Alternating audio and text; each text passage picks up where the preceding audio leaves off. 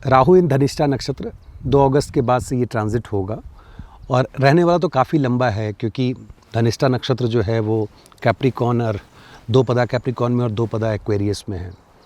आज जो बात हम लोग कर रहे हैं वो एक्वेरियस की बात कर रहे हैं, क्योंकि एक्वेरियस में अभी राहु देव हैं। तो ये ज़रूरी है कि राहु देव का जो ये गोचर नक्षत्र लेवल पे हो रहा है उसको हम लोग समझें। थोड़ा ट्रिकी है। ट्रिकी इसलिए है क्योंकि धनिष्ठा नक्षत्र मार्स का नक्षत्र है, राशि जो है वो राहु और शनि देव की है, तो मल्टीपल कंजंक्शंस वहाँ बन रहे हैं। ऑब्वियसली मार्स को आप देखेंगे कि D9 में क्या पोजीशनिंग है उनकी, कैसी स्थिति है, क्या ब्लेसिंग आ रही है, क्या कर्स आ रहा है। बट दिस इज़ डिफ़ॉल्ट कि जब ये नक्षत्र में गोचर होगा तो आप एक कंजंक्शन की तरह ट्रीट करें इसको, राहु मार्स के कंजंक्शन को, और इसको एक्वेरियस में आप सोचें कि राहु मार्स का ये कंजंक्शन एक्वेरियस में हो रहा है। ठीक है, इसके बाद जब होगा वो कैप्रिकॉर्न में होगा। जब कैप्रिकॉर्न में होगा तो यू हैव टू इमेजिन कि मार्स अच्छे है वहाँ पे। अभी क्या है, राहु अच्छे हैं क्योंकि अपने साइन में है, और नक्षत्रा लॉर्ड मार्स को अगर कंसीडर करते हैं तो वो नीचे है। लेकिन चीज़ें बदलती हैं 2 ग्रहों के बीच में। जो बेहतर होता है वो दूसरे को ब्लेस करता है, और जो नीचे होता है वो अपनी कमजोरी वीकनेस जो है वो पास ऑन करता है। इस नक्षत्र की खासियत क्या है? देखो, ये रिदम का नक्षत्र है। इसकी स्टोरी है, लंबी चौड़ी स्टोरी है जिसमें अभी हम लोग नहीं जाएंगे, जिसमें बेसिकली ध्रुवा स्तुति इसी स्टोरी के माध्यम से आया है। और मैंने इसके पहले भी धनिष्ठा के ऊपर वीडियो बनाई है, आप उसको देख सकते हैं। नक्षत्र की पूरी एक सीरीज़ ही है। बट ये जो है एक रिदम का, एक अलग ही रिदम इसमें है धनिष्ठा नक्षत्र में। और मैं क्यों रिदम की बात कर रहा हूँ, क्योंकि हर चीज़ लय में है। चाहे वो आप नेचर देख लो, संगीत देख लो, जीवन देख लो। और राहु नेचर को दिखाते हैं। अभी जो ये पीरियड है उसमें आप देखेंगे अगस्त के बाद से बॉलीवुड, हॉलीवुड, जहाँ भी संगीत बन रहा है, एक से एक म्यूज़िक अभी रिलीज़ होगा, एक से एक गाने रिलीज़ होंगे।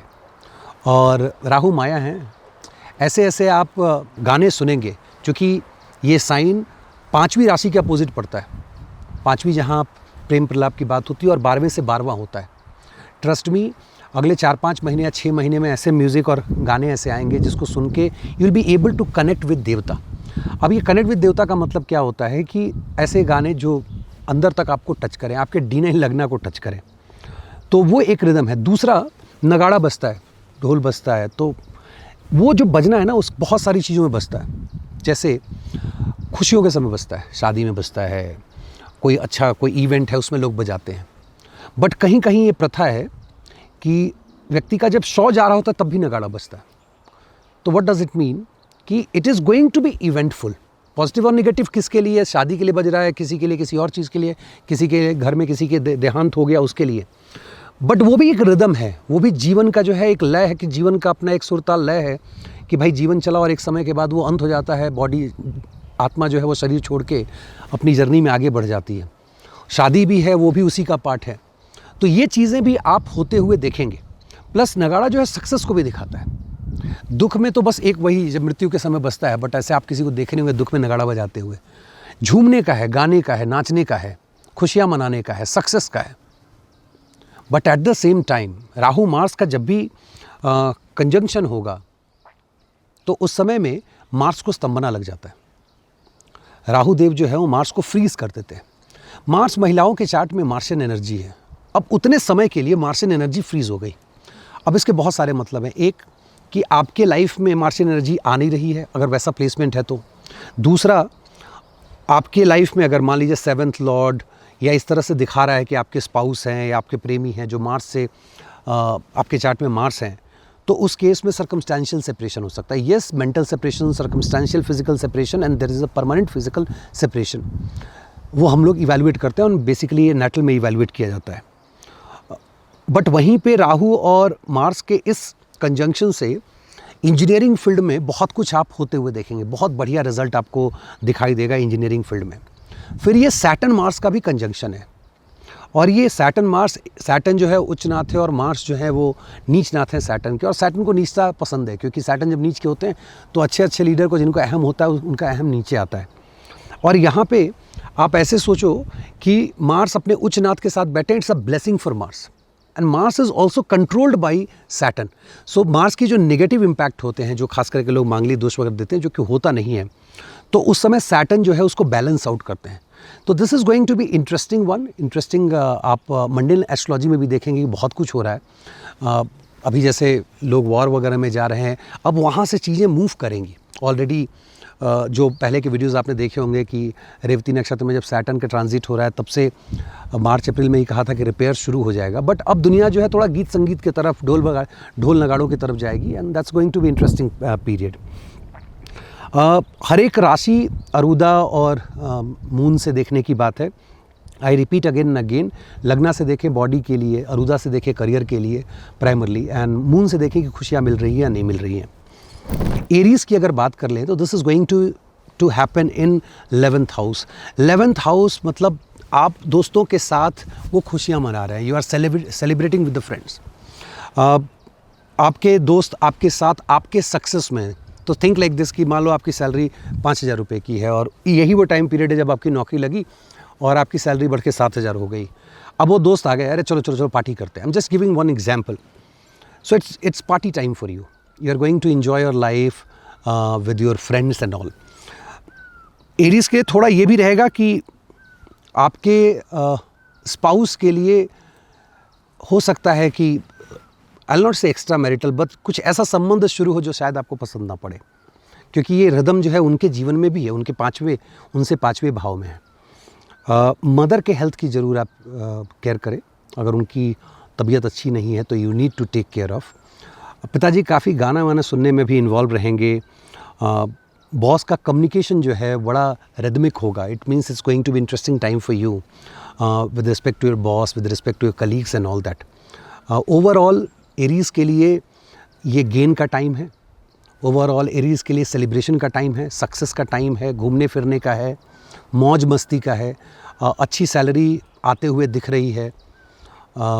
सिर्फ एक रिलेशनशिप के थोड़े इश्यूज हो सकते हैं, और there is another way to look at it कि you and your spouse both are celebrating with the friends. आपके बड़े भाई जो इमीडिएट बड़े भाई या बड़ी बहन है, उनके लिए बहुत अच्छा होने जा रहा है। It's going to be fantastic time, could be marriage time also, and specially अगर आप मान लीजिए उम्र के उस पड़ाव पे हैं जहाँ आपके बच्चे की शादी की बात हो रही है, and if it is the first child, yes chances of नगाड़ा बजने की शादी होगी और आपके घर में जो है वो बहू या दामाद जो भी है वो आने वाले हैं। Then will look for Taurus. Taurus के लिए करियर में बहुत अच्छा होने जा रहा है। You will be getting some good news at work place, either a promotion or a new job for sure. जिन टॉरस वालों की शादी नहीं हुई है, जो शादी के लिए देख रहे थे, उनके लिए टाइम फ्रेम जो है मैरिज फिक्स होने का है, मैरिज होने का है।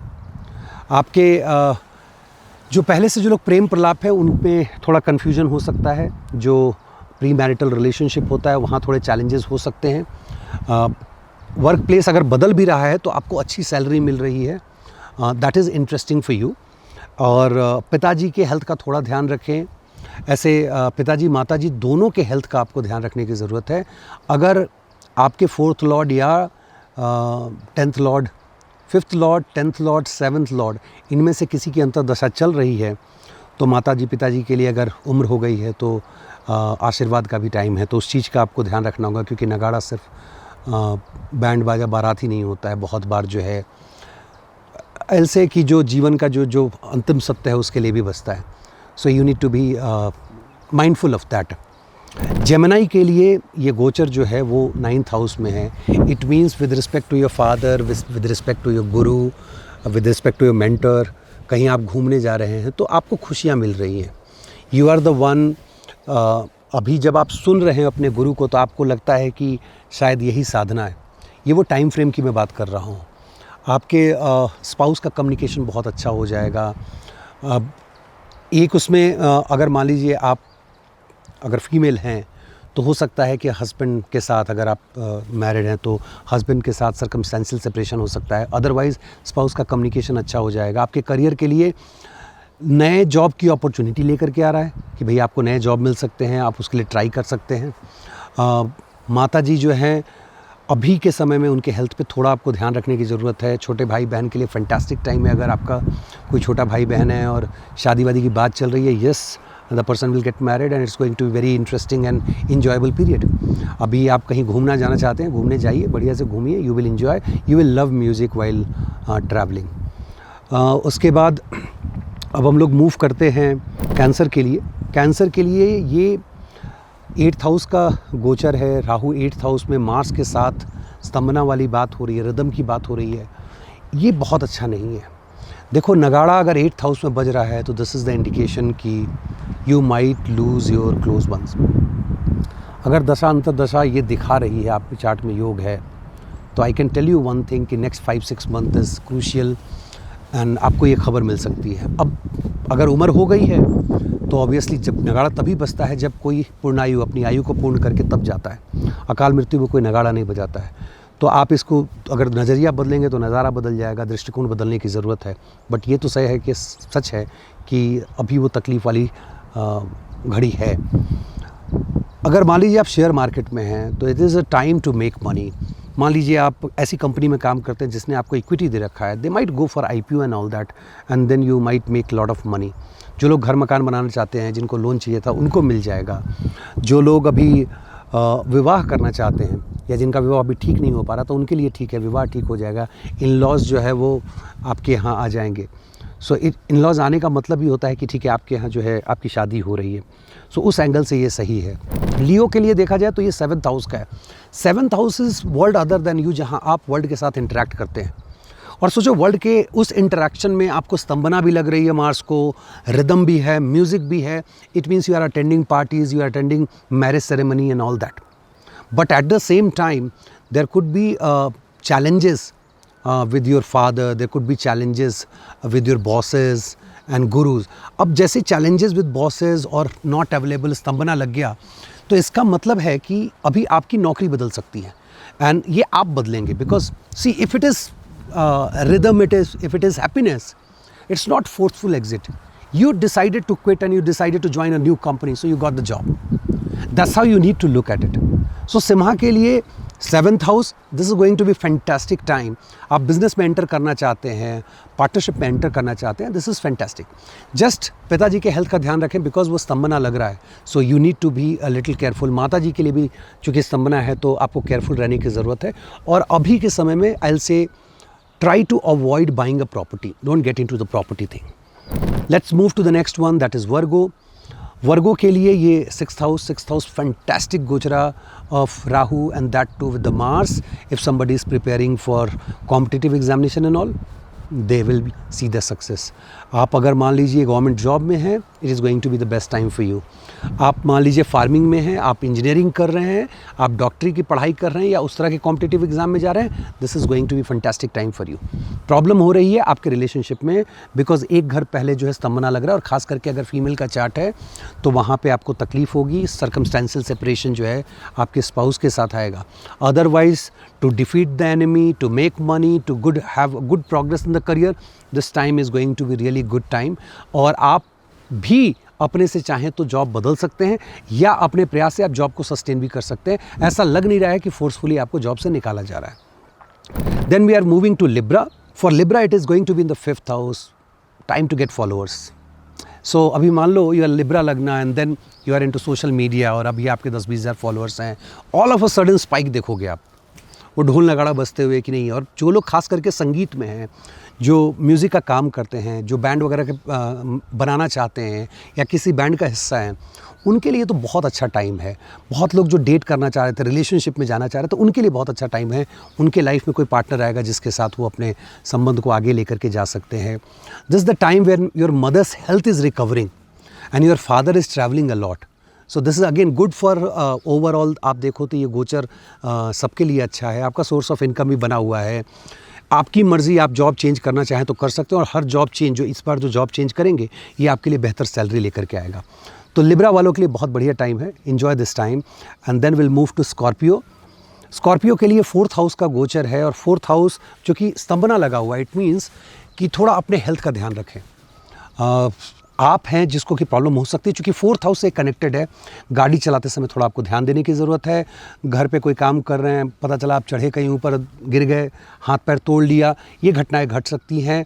मदर की हेल्थ ख़राब होने की वजह से थोड़ी आपको परेशानी हो सकती है। अदरवाइज़ अगर सक्सेस स्टैंड पॉइंट से देखें, बिकॉज केतु बैठे हुए हैं 10th हाउस में, तो जब ये एक्सेस जब ये आपका एक्टिव होता है तो उस समय जनरली व्यक्ति अपनी इच्छा से जॉब छोड़ता है और नहीं तो कंपनी उसको छुड़वा देती है। मतलब हर हाल में जॉब तो बदलना है जी, और क्यों जॉब बदलना है, क्योंकि केतु एक हाउस में बहुत दिन आपको रखते नहीं हैं। अगर 10th में हो तो एक ऑफिस में नहीं रखेंगे, वो बार बार कर्मा के चलते नए लोगों को लेके आते हैं, कर्मा फिनिश कराते हैं और फिर आगे मूव ऑन कर जाते हैं।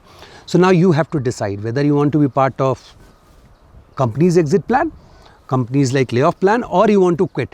So take better decision rather than just waiting for the time to come. Initiative लेना जरूरी है. Then we'll move to Sagittarius, third house. Your communication is like music for others. The way you are going to communicate with the world, the way you are going to communicate with others is like fantastic. और कुछ ज़्यादा ही गाने आप सुनने वाले हैं. Sagittarius, अगले 4-5 महीने जो है आप अलग ही दुनिया में रहेंगे. प्रेम की दुनिया हो सकती है, संगीत की दुनिया हो सकती है, and you are going to enjoy that rhythm.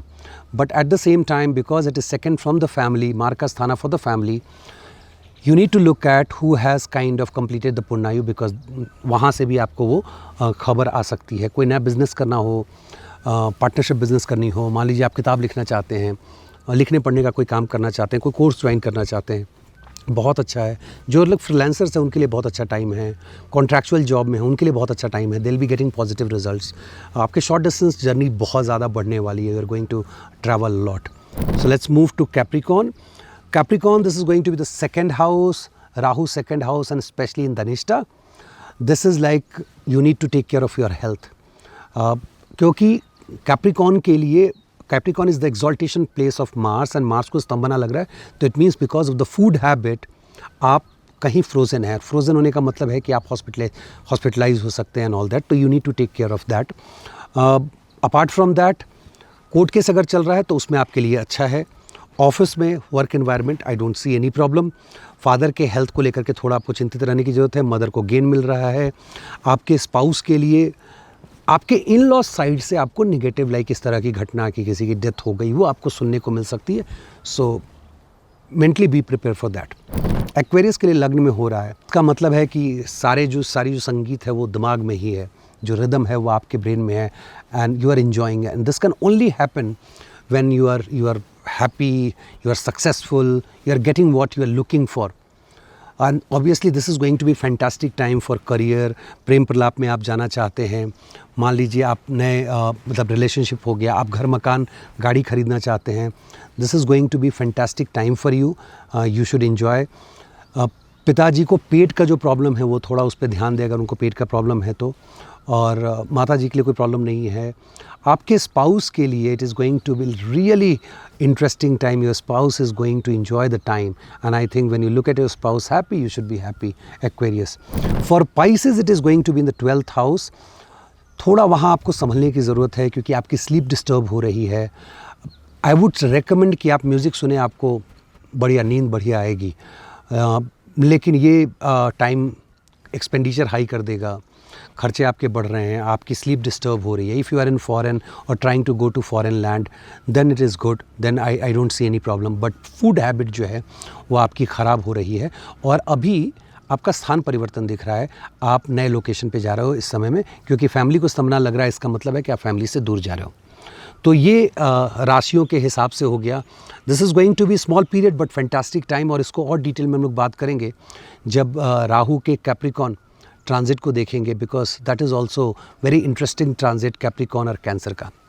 उम्मीद करता हूँ ये वीडियो पसंद आया होगा. पसंद आया तो लाइक कीजिए, शेयर कीजिए, चैनल को सब्सक्राइब कीजिए. बहुत बहुत धन्यवाद. नमस्कार.